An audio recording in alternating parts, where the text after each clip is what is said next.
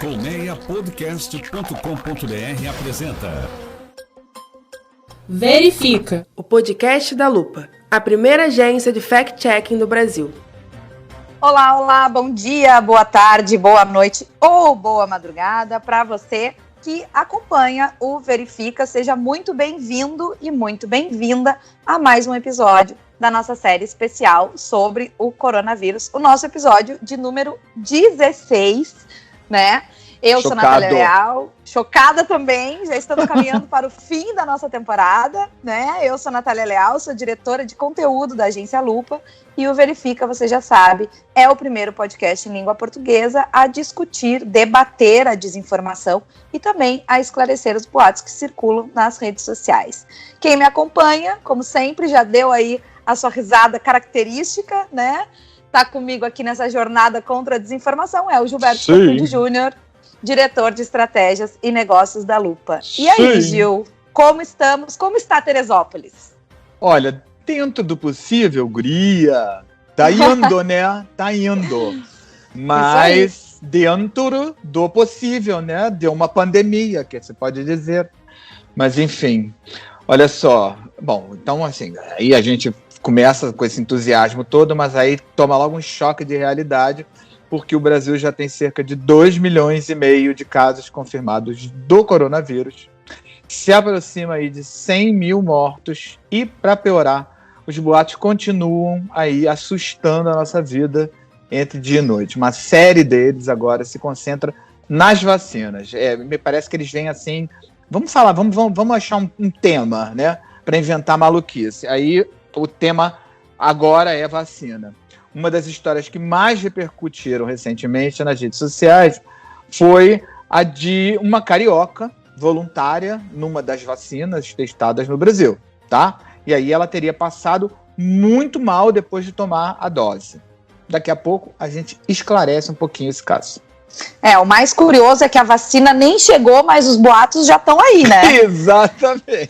A gente ainda não tem vacina, mas boatos já temos pra caramba, né? Já tem boato e reação de vacina já, inclusive. É isso aí, a gente tem outro boato, né? Um post aí que usa uma história para atacar o governador de São Paulo, João Dória, né? A gente tem muitos boatos envolvendo a Coronavac, que é a vacina que está sendo testada em São Paulo pela farmacêutica chinesa Sinovac, né? Então, esse boato diz que essa vacina usaria células de bebês abortados e isso também está sendo associado aí ao governador paulista. Mais uma maluquice, né, Gil? Nossa, a gente vai entrar, vai destrinchar aí esse caso, né? E ainda tem um terceiro, que é uma linha The Walking Dead, que assim, circula aí nas redes sociais um boato de que as vacinas contra a Covid vão modificar o código genético das pessoas. Vejam vocês.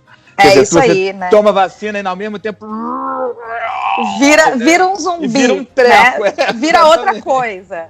Outra coisa, né? Parece aqueles filme de ficção mesmo, né? Exércitos de humanos geneticamente modificados. Modificados, tipo, exato. Né? Bom, daqui a pouquinho a gente explica, né, por que a relação entre as vacinas e o nosso código genético tá mesmo no campo da ficção, né? É isso aí. Quem também deixa tudo muito bem explicadinho é ela, claro, a repórter Natália Afonso, a nossa máquina, o nosso mito. Toda semana, você já sabe, a Natália bate um papo com um especialista ou uma especialista na área de saúde. E hoje a conversa é com o médico, oncologista e escritor Drauzio Varela. Isso aí. Mito também, né? Uma máquina e um mito.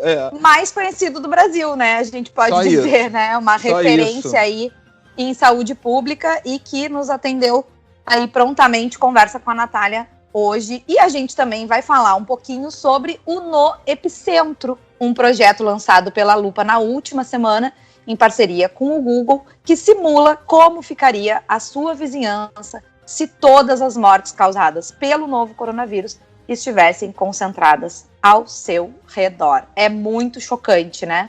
É sim, e isso ajuda a perceber melhor, né? A visualizar melhor a dimensão, o impacto da pandemia. Bom, já eu e a Nath explicamos melhor como é que funciona esse aplicativo, tá? E a gente também não vai esquecer das nossas dicas de toda semana aí para ajudar você a relaxar nesse isolamento. Então, já sabe, se liga aí, respira, concentra, né? Se acomoda aí no sofá ou no que você estiver fazendo, lavando a sua louça, o que quer que seja, porque o 16º episódio do Verifique Especial Coronavírus está começando agora.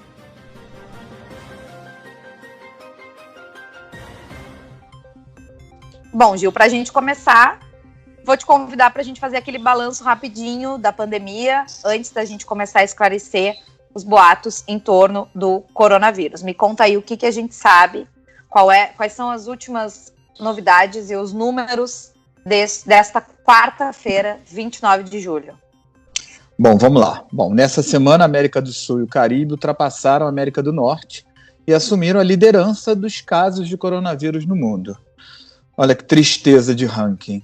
A região soma aproximadamente 4.350.000 contaminados, 100 mil a mais do que o número registrado nos Estados Unidos e no Canadá. Mas a Europa continua a ser o continente com maior número de mortes por Covid-19, já são quase 210 mil. É isso, Gil. Infelizmente, o Brasil é o segundo país mais atingido pela pandemia, né? Hoje a gente conta aí cerca de 2 milhões de infectados, já passamos, né, de 2 milhões de infectados, e 90 mil mortes, aproximadamente 90 mil mortes. Então, com esses números, o Brasil fica aí atrás somente dos Estados Unidos, que agora há pouquinho chegou aqui um aviso no meu celular que já passou dos 150 mil mortos por Covid-19, o que corresponderia aí a 20% do total de vítimas fatais da doença, né, no mundo. É muita coisa. Muita coisa. E aí, o fato que a gente precisa entender é que a pandemia continua a avançar, gente. Como alertou, inclusive, recentemente a Organização Mundial de Saúde. Os casos de contaminação somam quase 17 milhões e a Covid-19 já matou cerca de 650 mil pessoas no planeta, tá? É isso. Por isso mesmo que as medidas de contenção precisam continuar, né? É preciso que a gente mantenha aí o distanciamento físico, que a gente continue usando máscara, lavando constantemente as mãos, e esses cuidados ainda não podem parar, né? Pois é, e as reaberturas de comércio, de bares, de parques aí, enfim, tudo isso tem que ser cuidadoso, né? As precipitações, e aí eu acho que fica todo mundo ansioso, né, para voltar à normalidade. A gente precisa entender que essas precipitações podem custar muito caro. Não só, estou dizendo só em relação à vida das pessoas, né, que é o mais importante, claro, também, mas em relação à própria economia, que é o que se justifica, né, para reabrir os lugares. Paga-se mais caro lá na frente, é isso que eu quero dizer. Exatamente, Gil. A pandemia, ela é, na verdade, muito traiçoeira, né?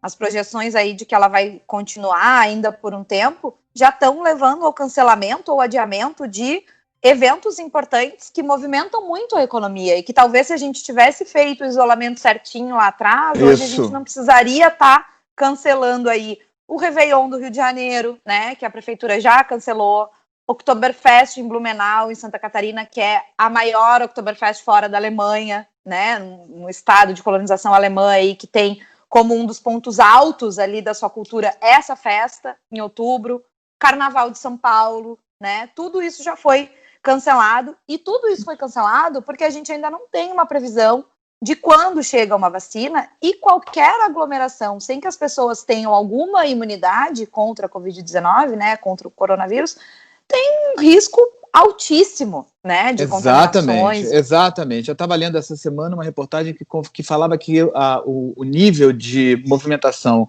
nos restaurantes na Alemanha já está muito próximo do que era antes da pandemia, porque a Alemanha fez um trabalho de casa seríssimo no que se refere à pandemia, né?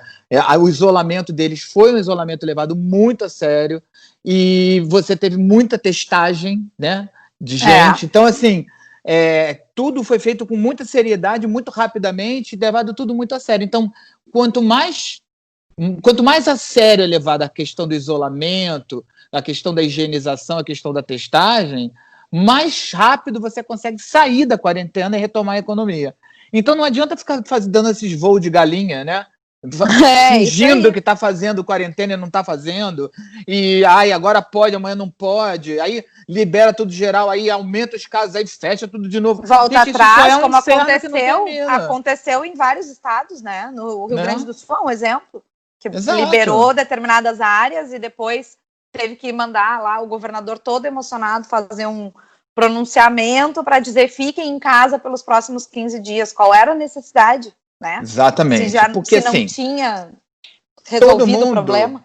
Está na esperança da vacina, mas a vacina é eventual, gente. Entendeu? Assim, ainda não se sabe quando exatamente isso vai estar aí. Enquanto não está aí, não pode fraquejar, não pode, né, relativizar o que a gente tem como certo no caso do combate à pandemia, que é o isolamento, é a higienização, é a testagem, enfim. Não pode fraquejar com relação a isso, né? Como a gente destacou aqui no episódio anterior, 4 das vacinas que a gente está falando devem ficar prontas até o início do próximo ano. 2 são testadas também no Brasil. A desenvolvida por pesquisadores da Universidade de Oxford, do Reino Unido, e a da farmacêutica chinesa Sinovac. Pois é, mas antes delas chegarem, como a gente já falou, infelizmente chegaram os boatos em torno da vacina, né? Elas já viraram aí alvo de muita especulação, muita desinformação, que não raramente está ligada à polarização política, e é o que a gente observa no primeiro caso que a gente vai discutir hoje. Vamos lá? É isso mesmo. Ele tem repercutido muito nas redes sociais. A gente se refere aí ao post com um relato de uma voluntária em testes, tá? Da vacina. A legenda da publicação afirma que se trata da Coronavac, a vacina chinesa que está sendo testada no Brasil a partir aí de uma parceria com o Instituto Butantan em São Paulo. Mas a informação é falsa, né? Na verdade, essa informação está sendo usada aí para atacar o governador de São Paulo, João Dória, né? O post chama a voluntária de cobaia do Dória, ligando o governador ao suposto sofrimento causado pelos efeitos colaterais da candidata à vacina. E por que é falso, Gil? Me explica. A tal voluntária é a carioca Jaqueline Desidério, ou Desidério, não sei exatamente como é que fala o nome dela, não. A equipe da Lupa verificou que ela participa dos testes não da Coronavac, e sim da vacina desenvolvida pela Universidade de Oxford, em parceria com a farmacêutica britânica AstraZeneca, a Chadox One. Covid-19. É isso tudo mesmo? Chadox-N-Covid-19. Tá, ok. Chadox One tem um númerozinho. N-Covid-19. Que não tem a menor relação com o governador João Dória. Só isso, né? Isso aí. A Jaqueline teria mesmo apresentado os sintomas que ela relata ali naquele vídeo, né? Ela declarou à revista Marie Claire que ela sentiu febre, que também sentiu dor no braço, depois que ela tomou a vacina, que é a vacina de Oxford, diga-se de passagem, né? Não a Coronavac. E esses sintomas, eles são relativamente comuns, né? São observados também em parte das pessoas que tomam outras vacinas contra poliomielite, sarampo. Esse tipo de reação adversa é bem comum, né? Nesses casos. Então, nada estranho até aí, né? Quando eu era moleque, tomava vacina, algumas vacinas faziam isso mesmo. Febre e dor no braço, né? Além disso, um dos objetivos dos testes com vacina é justamente identificar os tipos e a intensidade dos efeitos colaterais. Se eles vão ser brandos, se eles vão ser severos, né? Para deixar o processo mais seguro, inclusive. Isso é parte mesmo da testagem. Essa voluntária não reclamou dos sintomas, como o vídeo, né? Como a postagem quer parecer crer, né? Muito menos de estar participando do teste. Pelo contrário, ela se disse satisfeita em poder contribuir para o desenvolvimento de uma vacina contra o coronavírus. A Jaqueline tomou a dose da vacina de Oxford na terça-feira passada, tá? No dia 23 de julho, um mês depois que os testes com essa vacina começaram a ser feitos aqui no Brasil. Já os testes da Coronavac aqui começaram em São Paulo, né, na semana passada. Os primeiros exames foram feitos no Hospital das Clínicas da Faculdade de Medicina da USP e eles correspondem à terceira etapa de testes dessa vacina, que envolve 9 mil profissionais da saúde de vários estados. O governador João Dória acredita aí que essa vacina comece a ser distribuída à população brasileira em janeiro do próximo ano. Pois é, a gente está torcendo muito para isso, né? Para que as vacinas sejam logo prontas, obviamente, para que fiquem aí acessíveis à população, e especialmente aos mais vulneráveis, porque também não adianta as vacinas estejam prontas e elas não estarem disponíveis, ou estarem disponíveis num preço onde ninguém consiga comprar. É isso aí. E ainda a gente falando de Coronavac, né, Gil, tem uma outra informação falsa sobre essa vacina que está sendo usada também com esse caráter político aí para atingir o governador de São Paulo. E é uma história que diz que a vacina, que a Coronavac estaria usando células de bebês abortados. O que tu tem para me dizer? Só que não, é isso. A revista Science até publicou um artigo segundo o qual 6 vacinas em produção contra o coronavírus usaram cultura de células originadas em 2 fetos abortados. Mas a Coronavac não está entre essas vacinas. Não está. A Coronavac está sendo desenvolvida a partir de uma cultura de células de uma espécie de macaco africano. E o que me chamou a atenção nesse caso é que a vacina de Oxford é uma dessas 6 que estão nessa lista da Science, né? Que estão usando esse tipo de cultura celular. Mas a gente não vê ataques diretos a isso, né? O que mostra um pouco também esse caráter político desse tipo de desinformação. Essa xenofobia, né? E com esses ataques também direcionados ao governador de São Paulo, né? Isso, existe uma briga política aí que está muito clara, né? É São Paulo caso. E China, digamos assim. É isso. Basta a gente lembrar que a Lupa, numa análise recente sobre a desinformação a partir do trabalho dos checadores, mostrou que os conteúdos falsos sobre vacinas aumentaram muito depois que o estado de São Paulo anunciou essa parceria com a China. Então, atualmente, cerca de 1/3 de toda a desinformação sobre vacinas que circula no Brasil diz respeito à Coronavac, que é a vacina chinesa que está sendo testada em São Paulo. E isso é bastante preocupante, né? É incrível. E é importante a gente entender também o que significa, de fato, essa questão das células de fetos abortados, né? Porque o desenvolvimento em laboratório de culturas celulares a partir de embriões é uma técnica relativamente comum. Não é assim um massacre chinês. Não é um crime. Pobres, de criminoso. Então, assim, é uma técnica científica, digamos assim, relativamente comum. Pode parecer estranho, né? A gente, né? Mas nossa, feto e tal. Mas esse método é aplicado há mais de 50 anos para testar e para produzir remédios e vacinas, gente. Isso não é uma novidade, isso não está acontecendo ontem, não é uma coisa de cientista do mal. Inclusive, esse método foi usado no desenvolvimento de vacinas que todos nós já tomamos na vida, como vacina da poliomielite, da rubéola, catapora, por exemplo. E só para a gente deixar muito claro, né, do que a gente está falando quando a gente se refere às células de fetos abortados, para a gente esclarecer de uma vez. Na verdade, Gil, as culturas celulares usadas no desenvolvimento de vacinas, atualmente, elas são cópias de culturas celulares de embriões que foram desenvolvidas a partir da década de 70. O que isso significa na prática? Que não tem bebê sendo abortado agora para que se desenvolvam as vacinas. E nem que essa é a única forma de se desenvolver uma vacina. É um pouco cruel a gente dizer isso desse jeito, assim, mas diante do nível de desinformação que circula, eu acho que é meio necessário a gente colocar as coisas de uma forma crua, né? Antes de existirem as culturas celulares, com base em fetos abortados, ou até mesmo em tumores, né, que é muito comum dentro da microbiologia, era necessário para esse tipo de teste se inserir um vírus ativo num animal saudável, por exemplo, né, antes da gente ter esse tipo de coisa. Então, a gente também precisa refletir um pouquinho sobre isso, né? Pois é, assim, e quando a gente fala que as culturas celulares usadas agora são cópias, isso quer dizer que elas foram sendo replicadas a partir da cultura inicial, que foi sintetizada aí nos Países Baixos há muitos anos atrás. E essas cópias permitem um desenvolvimento seguro desse tipo de pesquisa. Isso mesmo, Gil. Então, só para a gente encerrar essa questão, não é correto a gente dizer que a vacina chinesa que está sendo testada em São Paulo usa células de fetos abortados, tá? A microbiologia também é muito complexa, né? Como tudo que envolve aí a pandemia. Então, vamos tomar muito cuidado antes da gente simplificar dessa forma, porque a gente vai estar caindo em erro, tá? E por falar em microbiologia, a gente tem ainda mais um boato para esclarecer envolvendo vacina e agora modificação genética.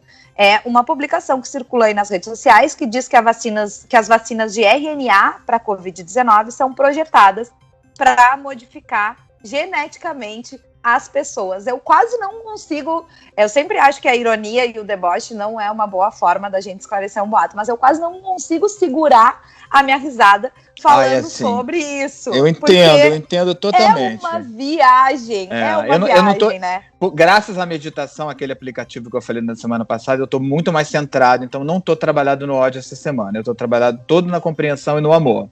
Mas assim, realmente...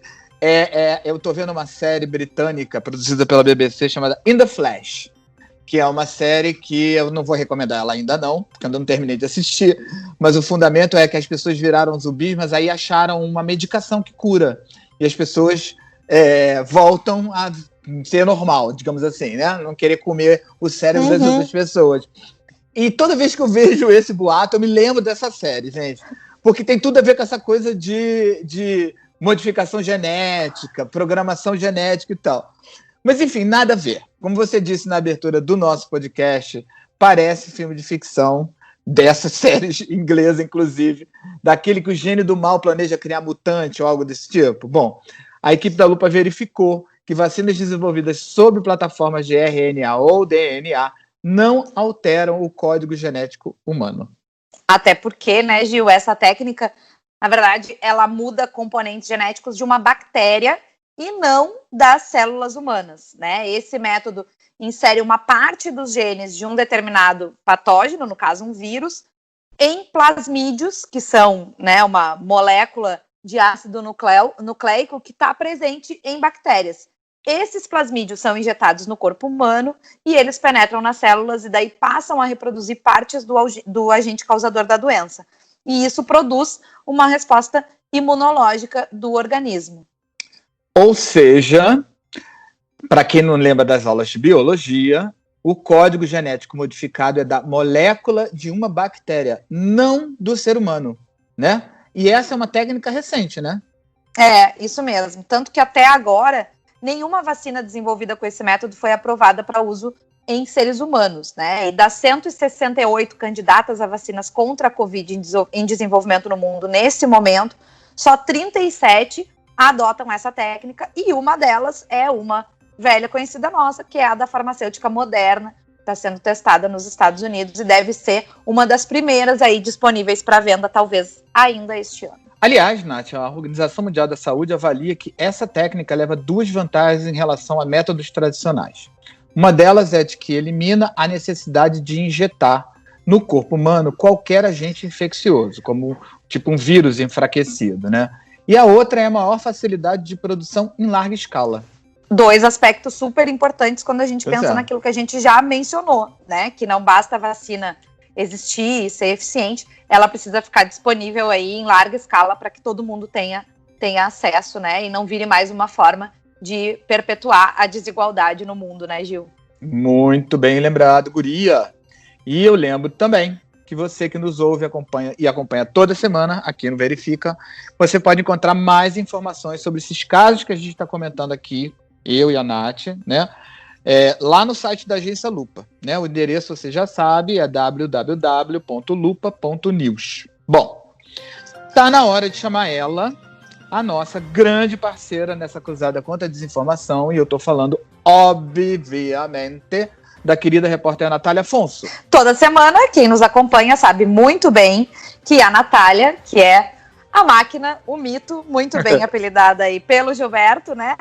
Bate o papo com um especialista ou uma especialista na área da saúde, tirando as dúvidas que que os nossos ouvintes, que os nossos leitores mandam pra gente lá no Instagram e também por e-mail. Hoje, não, e olha só, hoje são duas máquinas e dois mitos conversando. É isso aí. Hoje a Natália vai conversar com o Dr. Drauzio Varella, né? Uma das maiores autoridades da medicina, né?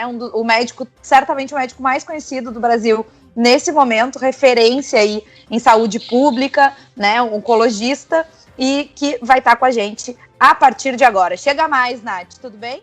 Oi, Nath, oi, Gil. Sim, essa semana temos uma participação super especial no Verifica. O entrevistado é o Dr. Drauzio Varella, uma grande referência de saúde no Brasil. Ele respondeu algumas dúvidas encaminhadas pelos ouvintes e leitores da Lupa e também comentou um pouco sobre a disseminação de boatos durante a pandemia.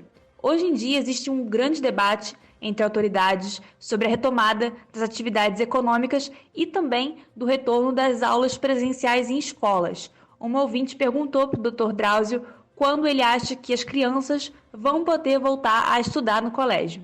O mundo faz essa pergunta hoje. Todos os países nós estamos tendo esse problema. Não há experiência prévia com a volta às aulas, com uma virose epidêmica desse tipo. Nós não sabemos. O que tem que ser feito é cada país vai aprender o seu jeito de fazer, cada cidade vai aprender a melhor maneira de encaminhar a volta às aulas. O fato é que nós estamos enfrentando problemas sérios com as crianças em casa, né?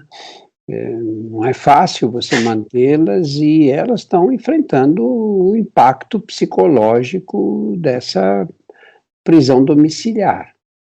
Nós não vamos poder permanecer assim por muito tempo mais. Eu acho que o que tem que ser feito é o que todo mundo sabe, né? Voltando devagar, um desafio enorme, porque as crianças, embora corram um risco muito baixo de ter uma infecção mais grave, você tem as outras pessoas na escola, os funcionários, os professores, os faxineiros da escola, você tem a diretora, o pessoal mais velho, tem muita gente na escola, né, que pode correr um risco maior. Então, isso é um grande desafio. Eu acho que provavelmente isso vai ter que ser feito devagar, com poucos alunos na sala de cada vez, tentando minimizar o possível. As crianças mais velhas, que estão aí acima de 7 anos, 8 anos, já entendem mais ou menos o que é, qual a necessidade de você fazer de tomar esses cuidados. Agora, a criança pequena, que vai à creche com 2, 3 anos de idade, como é que você consegue evitar que elas se toquem, que elas se aproximem, como é que você vai conseguir que elas usem máscara o tempo todo? É um desafio enorme, para o qual ninguém tem resposta. E as pessoas querem saber quando. Quando é que dá para voltar? Eu não sei. Ninguém sabe quando dá para voltar. Pode voltar já, imediatamente, lógico, mas quando é que dá para voltar com segurança? Esse é o problema todo. Eu acho que nós vamos caminhar, a tendência, o Brasil está tendo um comportamento diferente da epidemia em relação aos países europeus, em que você teve um pico e aí as medidas de isolamento foram tomadas com rigor e as infecções caíram mais ou menos rapidamente. No Brasil nós todo mundo ficou esperando acontecer o pico, o que aconteceu foi que nós tivemos um platô nesse pico, né? Tivemos uma estabilização da epidemia num nível muito alto, com mais de 1.000 mortes por dia. E quando isso vai diminuir, até eu acho que a tendência é que a partir de outubro as coisas comecem a melhorar, o número de mortes começa a cair, mas vai haver gente infectada ainda, o vírus vai persistir por mais tempo. E enquanto ele persistir, ninguém vai ter segurança de que não pode adquiri-lo, né? Cada vez mais as pessoas também estão voltando a realizar atividades consideradas não essenciais, né? Como ir ao shopping, ao bar, o que não é recomendado. Um ouvinte também perguntou se ele já pode começar a flexibilizar a sua saída para fora de casa. Olha, se você vai responder essa pergunta do ponto de vista técnico, a resposta é não. Sabe, tecnicamente não, porque o vírus não quer saber qual é a sua intenção. Ele se transmite quando surgem agrupamentos. E acabou. Ele se transmite de uma pessoa para outra, e ele é muito contagioso. Começou na China em novembro do ano passado, dezembro, e deu a volta no mundo, em fevereiro estava morrendo gente no Brasil já. Quer dizer, um vírus muito contagioso. E toda vez que você tem uma aglomeração, ele se dissemina. Não podemos dizer que a doença está controlada no Brasil, imagina. 1.000 mortes por dia, como é que está controlada? né? Então, o certo é não sair. Agora, você diz, bom, por quanto tempo nós vamos conseguir manter as pessoas em casa desse jeito, sem sair? Vai ficando impossível, do ponto de vista pessoal e do ponto de vista coletivo também, porque você tem que, as atividades acabam sendo forçadas a acontecer, né? Então, essa é a resposta. Se você puder ficar em casa, ótimo. Você tem uma estrutura que te permite. Se você tem força de vontade para resistir a essa pressão toda, fica em casa, muito melhor. Você vai correr menos risco e vai pôr em menos risco também as pessoas da sua família e as pessoas com quem você convive. E as informações falsas aumentaram durante a pandemia da Covid-19 e o senhor mesmo já foi alvo de boatos nas redes. Em março, o ministro do Meio Ambiente, Ricardo Salles, divulgou em seu Twitter um vídeo que mostrava o senhor fazendo recomendações de saúde por conta da transmissão do novo coronavírus. Na gravação, o senhor afirmava que iria continuar andando na rua, mesmo com a disseminação do vírus, e falava ainda que nada justifica uma mudança nos hábitos da população. Mas esse vídeo, ele era antigo, ele foi tirado de contexto. O ministro Ricardo Salles publicou em março, mas a gravação, na verdade, foi feita no dia 30 de janeiro. No primeiro mês do ano, ainda não havia nenhum caso do novo coronavírus aqui no Brasil. Como esse episódio afetou o senhor pessoalmente e, como médico, como o senhor vê o impacto da desinformação no meio dessa pandemia que a gente vê atualmente? Olha, no dia 30 de janeiro, não havia casos no Brasil. Já estava havendo uma paranoia de pessoas assustadas e passando álcool nas mãos o tempo inteiro. Naquele dia que eu fiz o vídeo, não se justificava de forma nenhuma esse tipo de cuidado. Tanto que nós, bem depois disso, nós tivemos o que no Brasil? Tivemos o carnaval. Imagina, carnaval, não estou falando dos desfiles da escola de samba, não, porque não, isso ainda são aglomerações mais organizadas, mas o que aconteceu nas cidades brasileiras, multidões na rua bebendo cerveja e se aglomerando, e dançando, e pulando, e gritando, jogando gotículas de saliva pelo ar. Isso aconteceu muito depois do que eu disse. Em janeiro não havia nada. Nenhum caso no Brasil, nenhum diagnóstico, não se justificava aquela paranoia toda. Aí, como a epidemia brasileira foi politizada completamente, né, aí aparece esse vídeo no site não sei por que rede social foi, que saiu do ministro, e nós entramos em contato com o Instagram para que fosse retirado, porque era um absurdo. Isso foi jogado no ar acho que foi em março, quando a doença já tinha chegado, março ou abril, quando a doença já tinha chegado aqui e que a realidade era completamente diferente. Isso foi apresentado como sendo um vídeo atualizado. É um absurdo, um crime que essas pessoas fazem, porque, não sei, com a finalidade de obter, sei lá, reforço político, né? Eles não estão interessados na saúde da população, nem pensam nisso, né? Eles estão interessados em ver quais são os dividendos políticos que eles têm ao usar a fala de alguém completamente fora do contexto, né?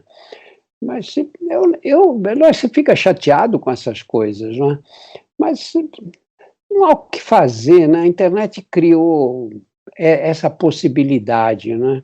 Entre outras milhares de possibilidades maravilhosas que criou essa, de você poder atacar as pessoas de uma forma covarde e sem enfrentar nenhuma consequência desses atos, né? E como o senhor vê esse impacto da desinformação no geral? Porque aumentou muito o número de boatos que circula hoje em dia pelas redes sociais por conta da pandemia. Tem muita informação falsa sobre o vírus, sobre a doença. Agora entrou numa onda sobre desinformação sobre vacina. Como o senhor vê esse número de boatos, né, essas ondas de boatos, e como isso afeta na pandemia e no trabalho que os profissionais de saúde estão tentando combater, né, esse vírus? Olha, todas as epidemias na história da humanidade, até onde a gente tem informações, foram acompanhadas de ondas de boatos. Todas. A gripe espanhola foi assim.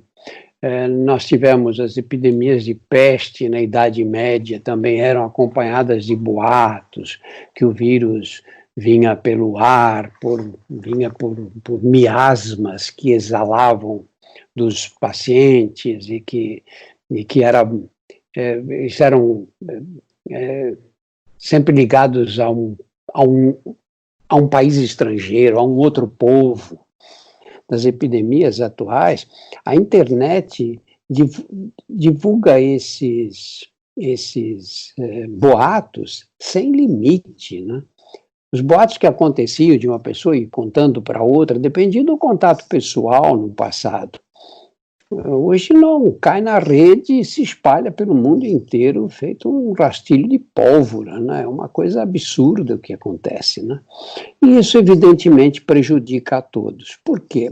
Pensa o seguinte, imagina que um país é uma família. Você tem uma gripe que um familiar começa a apresentar sintomas. O que você faz com a sua família nessa hora? Você toma todos os cuidados, e todos devem tomar todos os cuidados. Quais são eles? Você separa os talheres, você evita ficar próximo da pessoa, você pede para a pessoa usar máscara dentro de casa, os outros também, você toma uma série de medidas. Se você, nessa hora, dentro da sua casa, você diz, não, eu acho que aqui tem que fazer o seguinte, todo mundo põe máscara, a gente toma todas as precauções, fazemos as refeições separadamente, evitamos contato pessoal e tudo. E aí você tem uma outra pessoa dentro de casa, seu pai, sua mãe, seu marido, seja quem for, e essa pessoa você diz isso e outro fala, não, tudo besteira, ninguém vai usar máscara não, nós vamos, aqui vai... Cada um na sua, se pegar, pegou, não tem problema nenhum. O que vai acontecer com os seus filhos? O que eles vão fazer? O que você está dizendo para eles fazerem, que é tomar esses cuidados todos, ou o que o pai está dizendo? No mínimo, eles vão ficar confusos, no mínimo, e vão relaxar. Falam, não, minha mãe fala que é desse jeito, e meu pai diz que é o jeito oposto, então é porque eles também não têm certeza. E mesmo que eles queiram seguir, uma hora eles vão pôr as máscaras, se afastar um pouco, outra hora não. É o que aconteceu no Brasil. Nós começamos a receber mensagens opostas. De um lado, os governadores, muitos prefeitos começaram a dizer, não, nós temos que fazer o que os outros países fizeram e que deu certo para eles. Eles conseguiram conter a epidemia como? Conseguiram usando máscara, com isolamento social e higienização das mãos e dos objetos, de uso comum. E aí você recebe uma orientação do governo federal, representada pelo presidente da República, que é a autoridade máxima do país, e que diz que isso é uma besteira, que não vai acontecer nada, e sai na rua sem máscara e provocando aglomerações. Não podia acontecer uma tragédia pior do que essa para o país, né? Porque você semeou a dúvida na população toda, isolamento social é uma coisa chata de fazer, ninguém gosta, e usar máscara incomoda, e aí as pessoas, e aí deu no que deu, é o segundo país no mundo com maior número de mortes. Você diz, bom, mas aqui tem 210 milhões de habitantes. Tem, a China tinha 1,4 bilhão. No estado de São Paulo já morreu mais gente do que na China inteira. Não precisava ser assim, evidentemente que não precisava ser assim. A economia sofreu do mesmo jeito, porque quem destrói a economia não é o isolamento, é o vírus.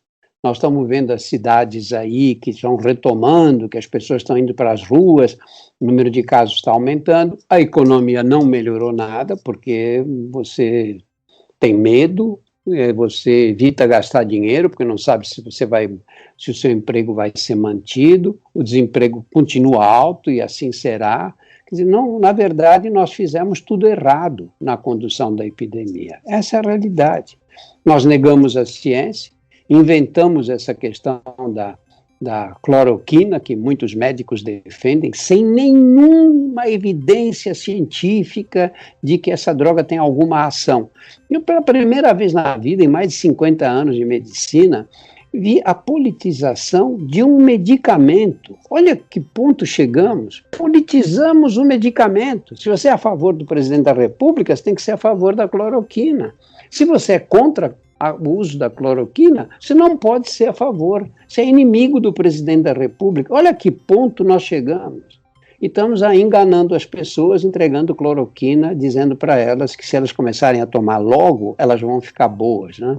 O que é um absurdo, porque essa doença, 80% pelo menos daqueles que pegam o vírus não vão ter nenhuma complicação maior, né?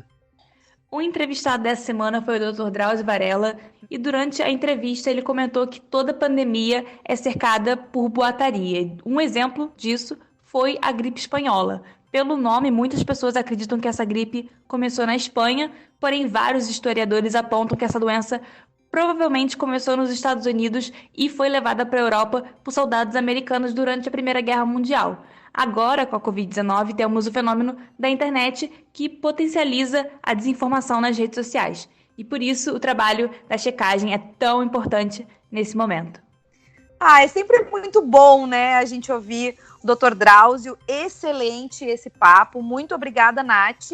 Nath volta na próxima semana com mais uma entrevista aí para esclarecer as dúvidas dos nossos ouvintes e leitores. Então você já sabe, tem dúvida, manda suas perguntas lá para o lupa, @lupa.news, ou vai lá no nosso Instagram, nos destaques, que sempre tem lá uma caixinha aberta para você mandar suas dúvidas, tá? É isso aí. Bom, a gente sempre fala aqui no Verifica sobre os boatos negacionistas, né? E hoje a gente tem uma novidade fresquinha para ajudar a perceber a dimensão da pandemia, né, Nath? E para acabar com essa visão de que o novo coronavírus não é tão grave assim. É isso mesmo, Gil. É um simulador chamado No Epicentro, um projeto da Lupa com o apoio do Google, né? E como o nome já diz, essa ferramenta coloca o leitor no centro da pandemia e projeta como ficaria a vizinhança dele se todos os mortos por Covid-19 estivessem concentrados ao seu redor. Pois é, funciona assim. O usuário entra em noepicentro.com, tá? www.noepicentro.com, e é convidado a informar o seu endereço. A partir dessa informação, a ferramenta percorre uma narrativa que reconta aí a evolução da Covid-19 no Brasil. Simula que a primeira vítima estava na sua vizinhança e segue até determinar um raio de devastação, digamos assim, em volta do usuário. Para alguns locais, o raio é maior, para outros é menor, aí dependendo aí da densidade, né? Mas sempre vai trazer essa referência familiar dos lugares próximos, né? E você vai ver, quando você terminar a sua jornada no Epicentro, você vai ver que é bastante chocante. É muito chocante mesmo. Essa ferramenta está levando em conta os dados de densidade populacional registrados pelo último censo do IBGE, né, que é o censo de 2010. Por isso que esse raio vai variar conforme a localização. Aqui na minha casa é um raio mais ou menos de 1 quilômetro. Em outras cidades que a gente viu, onde a densidade populacional é menor, pode chegar aí a 30, 40 quilômetros, né? O fato é que essa visão aproxima o usuário da dimensão real da pandemia no país. É isso mesmo, Nath. Ainda que a simulação não seja um reflexo exato da realidade, colocar as vítimas do novo coronavírus ao lado do usuário aproxima aí a tragédia da percepção de cada um. Por isso, o No Epicentro é muito, muito interessante. Você vai ver quando você testar. Ele é gratuito, tá? E vai ser atualizado enquanto o Brasil continuar registrando morte por Covid-19. E uma forma da gente olhar para essa pandemia com um pouco mais de empatia, né?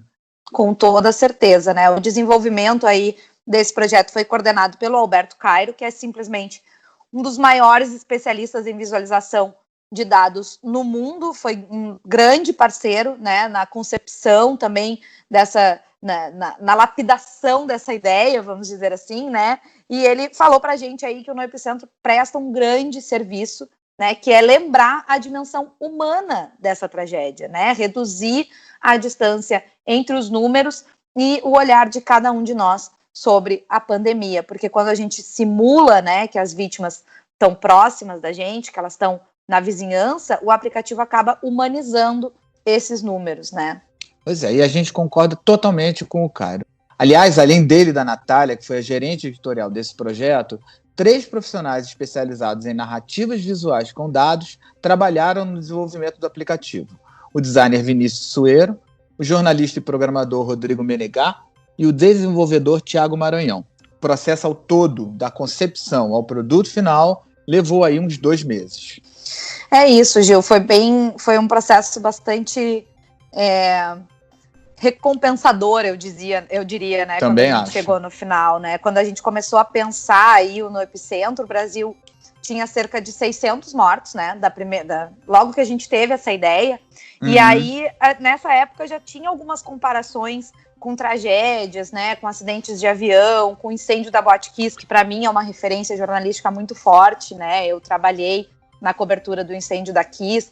Então, a gente já via esse tipo de comparação, mas a gente percebeu que muitas pessoas, mesmo dessa forma, não tinham a real dimensão, né, da pandemia. Então, a nossa ideia foi produzir alguma coisa que gerasse essa empatia e que gerasse também um impacto visual para esse problema, né? E o No Epicentro, ele faz exatamente isso, ele lembra pra gente a tragédia que a gente está vivendo todo dia, né? E isso é muito triste, ele permite uma visualização aí atualizada da crise que a gente está vivendo e que é histórica, a partir dessa experiência interativa, né, e que é super empática, com certeza. Interativa, empática e absolutamente acessível, né, Nath? E se você que está nos ouvindo ainda não viu, acesse noepicentro.com, noepicentrodujunto.com, tá? Bom, tá quase na hora de dar tchau, mas a gente não pode encerrar o programa sem passar aquelas dicas já tradicionais de filmes, livros, séries, ou seja, programas para você espantar o baixo astral e enfrentar melhor esses dias aí de confinamento, digamos aí. Diz aí, Nath, qual é a boa? Olha, eu vou ser super sucinta na minha dica. Tá? Eu também.